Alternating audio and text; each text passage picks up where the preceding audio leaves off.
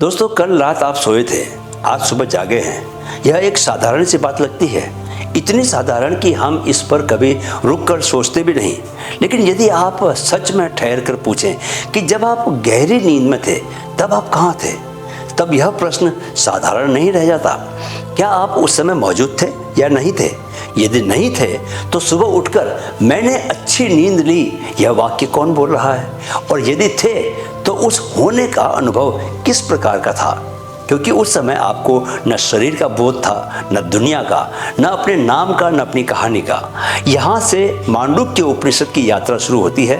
वह छोटा सा उपनिषद जिसमें केवल 12 मंत्र हैं, लेकिन जिसके बारे में परंपरा कहती है कि जो मुक्ति चाहता है उसके लिए यही एक उपनिषद पर्याप्त है, क्योंकि इसमें चेतना का पूरा मानचित्र है। एक ऐसा मानचित्र जो बाहर की दुनिया का नहीं, भीतर के अस्तित्व का है। दोस्तों, हम प्रायः सोचते हैं कि हम केवल 2 अवस्थाएं जानते हैं, जागना और सोना। लेकिन वेदांत कहता है कि आपकी चेतना 4 स्तरों पर काम करती है, और चौथा स्तर वह है जो आपके जीवन का सबसे गहरा रहस्य है, वही जो आपको आपकी असली पहचान से मिलाता है। तो चलिए जानते हैं चारों अवस्थाओं के बारे में। पहली अवस्था है जागृत। अभी आप जिस स्थिति में हैं वही जागृत है। आप इस स्क्रीन को देख रहे हैं, शब्द सुन रहे हैं, मेरे मन में उसका अर्थ बना रहे हैं, सहमत हो रहे हैं, कुछ लोग असहमत भी हो रहे होंगे, और आपको लग रहा है कि यही वास्तविकता है। आपकी 5 इंद्रियां सक्रिय हैं, शरीर का बोध स्पष्ट है, समय का बोध है, स्थान का बोध है, और आप इस दुनिया के साथ निरंतर संपर्क में हैं। वेदांत इस अवस्था में आपको विश्व कहता है, क्योंकि आप समूचे विश्व के साथ व्यवहार कर रहे हैं। विश्व का मतलब दुनिया, वर्ल्ड। लेकिन ज़रा ठहरिए और एक सूक्ष्म बात पर ध्यान दीजिएगा। जो देख रहा है क्या वह वही है जो देखा जा रहा है? यदि आप 30 सेकंड केवल अपने आसपास की आवाज़ों को सुने, बिना नाम दिए, बिना निर्णय लिए, और फिर स्वयं से ये पूछें कि यह सुन कौन रहा था, तो आपको एक हल्की सी दूरी महसूस होगी। आवाज़ें थी, लेकिन जो सुन रहा था वह आवाज़ नहीं था। अनुभव हो रहा था, पर अनुभव करने वाला अनुभव का हिस्सा नहीं था। यही पहली दरार है पहचान की दीवार में। जागृत अवस्था में हमारी सबसे बड़ी भूल यह होती है कि हम अनुभवों के साथ इतने चिपक जाते हैं कि हम स्वयं को अनुभव समझ बैठते हैं। हम कहते हैं कि मैं दुखी हूँ, मैं सफल हूँ, मैं असफल हूँ, जबकि सत्य यह है कि दुख, सफलता और असफलता ये सब अवस्थाएं हैं जो आती हैं जाती हैं, आती हैं जाती हैं। यदि वे आती जाती हैं तो वे स्थायी मैं कैसे हो सकती हैं? क्योंकि मैं तो स्थायी है, आई एम, मैं हूँ, कि जो आपके भीतर फीलिंग है वो तो स्थायी है। वो जब आप छोटे थे तब भी थी और आज भी है। दूसरी अवस्था है स्वप्न। रात को जब आप सोते हैं दोस्तों और सपना आता है तो आप एक दूसरी दुनिया में प्रवेश कर जाते हैं। वहाँ भी आप देखते हैं, सुनते हैं, भागते भी हैं, डरते भी हैं, प्रेम भी करते हैं, रोते भी हैं और हंसते भी हैं। सपने में सब कुछ उतना ही वास्तविक लगता है जितना कि अभी यह जागृत जगत में आपको लग रहा है। सपने में यदि कोई आपका पीछा करे तो आपका हृदय सच में तेज धड़कने लगता है। यदि आप गिरते हैं तो शरीर सच में झटका खा सकता है। लेकिन सुबह जब आप जागते हैं तो आप सहजता से कह देते हैं, अरे मैंने तो सपना देखा, क्योंकि इसका अर्थ है कि कोई ऐसा तत्व था जो स्वप्न को देख रहा था, और वही अब जागृत में खड़ा होकर कह रहा है कि वह सपना था। स्वप्न में आप तेजस कहलाते हैं, वह जो भीतर की रोशनी से अपना संसार रचता है। यहाँ बाहरी इंद्रियां बंद हैं, पर मन अपनी स्मृतियों और कल्पनाओं से एक पूरा ब्रह्मांड खड़ा कर देता है। अब प्रश्न यह उठता है कि जो जागृत में था, यानी कि जो जागृत अवस्था में था और जो स्वप्न में था, क्या वह 2 अलग अलग मैं हैं?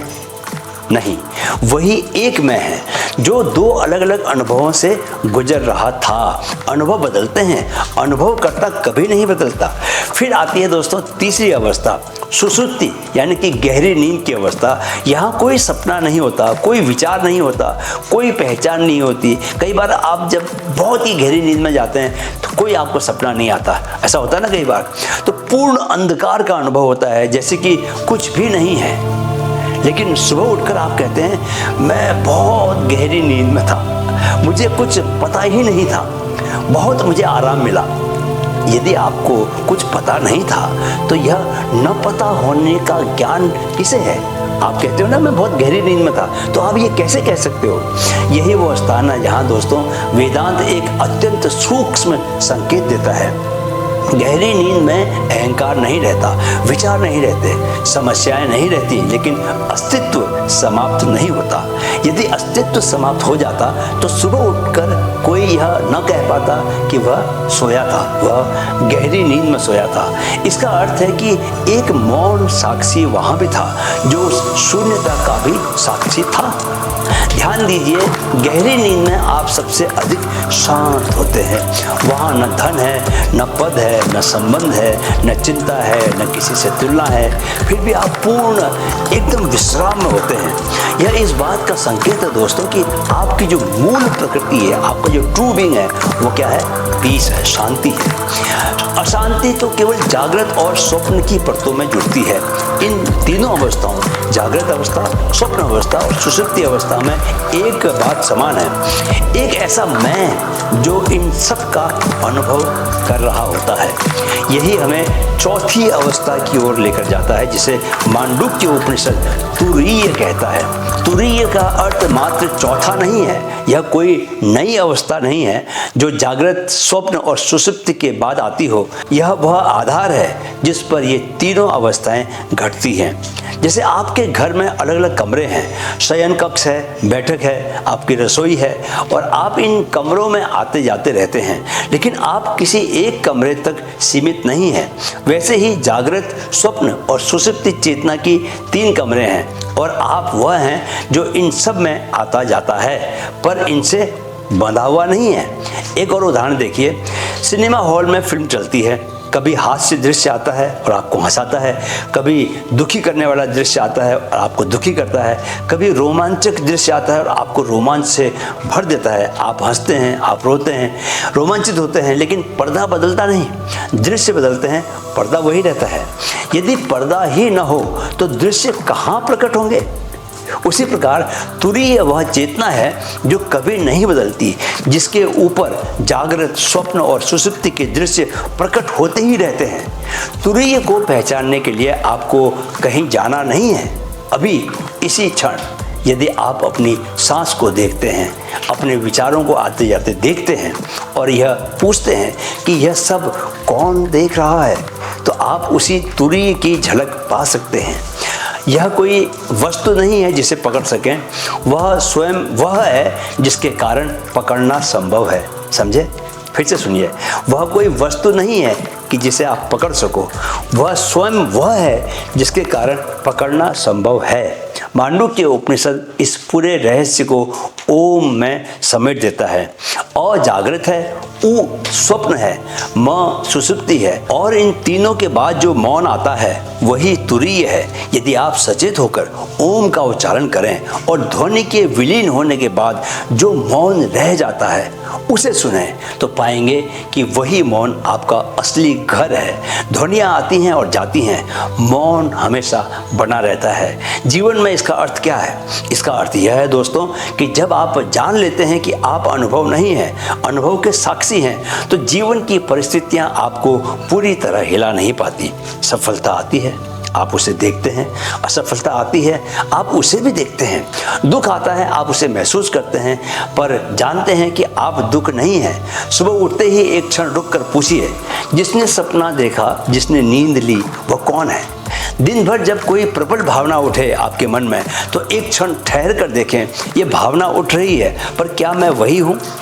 रात को सोने से पहले ओम का जप करें और उसके बाद के मौन को सुनें, वही मौन आपका साक्षी है। याद रखिए, आप शरीर नहीं हैं, क्योंकि शरीर बदलता है और आप उसके बदलाव को जानते हैं। आप मन नहीं हैं, क्योंकि विचार आते जाते हैं और आप उन्हें आते जाते देखते भी हैं। आप भावनाएं नहीं हैं, क्योंकि वे उठती हैं और विलीन हो जाती हैं और बदलती रहती हैं, कभी अच्छी भावना, कभी खराब भावना। आप तुरीय हैं, वह शुद्ध चेतना है जो सबका साक्षी है, जो कभी जन्मी नहीं इसलिए कभी मरती भी नहीं। जब यह बात केवल शब्द नहीं रहती बल्कि अनुभव बन जाती है, तब अद्वैत केवल एक दर्शन नहीं रहता दोस्तों, वह जीवन जीने का तरीका बन जाता है। और जीवन का हर क्षण, चाहे वो जागृत हो, स्वप्न हो या गहरी नींद हो, उसी एक मौन साक्षी की अभिव्यक्ति बन जाता है। वीडियो अगर अच्छा लगा तो लाइक शेयर करें और चैनल को सब्सक्राइब करें। मिलते हैं अगले एपिसोड में। जय श्री कृष्णा।